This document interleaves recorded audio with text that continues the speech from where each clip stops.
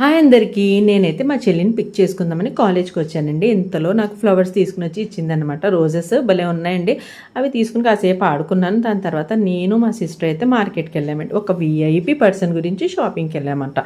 ఎవరు కదండి, మా బ్రదర్ వాళ్ళ బాబు అన్నమాట. చిన్న కిడ్ మొన్నే పుట్టాడండి. తన గురించి ఏమైనా తీసుకుందామని వచ్చామంట. ఇక్కడ పిల్లలకి కావాల్సిన డ్రెస్సెస్ అయితే భలే ఉన్నాయండి. చిన్న చిన్న పిల్లలకి, ఆడపిల్లలేంటి, మగ పిల్లలేంటి, వాళ్ళకి ఏమేమి కావాలో అన్ని వెరైటీస్ ఇక్కడ దొరుకుతున్నాయి అన్నమాట. వీళ్ళైతే నాకు డైలీ వేర్ చూపించారండి. ఫస్ట్ టైం ఇస్తున్నాం కాబట్టి డైలీ వేర్ కాదు, పార్టీ వేర్ ఏమైనా చూపించండి అన్నాను. సో వాళ్ళైతే మంచి మంచి మోడల్స్ అయితే తీసుకుని వచ్చి చూపించారండి. మేమైతే ఒకటి తీసుకున్నాం, అది ప్యాక్ కూడా చేయించేసాం. దాని తర్వాత ఇంటికి వచ్చిన తర్వాత డాబా మీద ఇన్ని బట్టలు ఉన్నాయండి. 2 days నుంచి వర్షాలు కదండి. ఆ బట్టలన్నీ తెచ్చి హాల్లో వేసిన తర్వాత కొంచెం టీ తాగి మేమైతే వాళ్ళ ఇంటికి వెళ్ళామండి. బట్టలన్నీ పెట్టేశాము. దాని తర్వాత మేము పంజాషాకి అయితే వచ్చామండి. పంజాషా అంటే మాకు ఆస్థానా అంటామండి. యాక్చువల్గా నాన్ ముస్లిం ఫ్రెండ్స్ అయితే పీర్ల పండుగ అంటారు కదండి, అదైతే మాకు స్టార్ట్ అయిపోయింది. సో పీర్ల పంజా అంటారండి దీన్ని.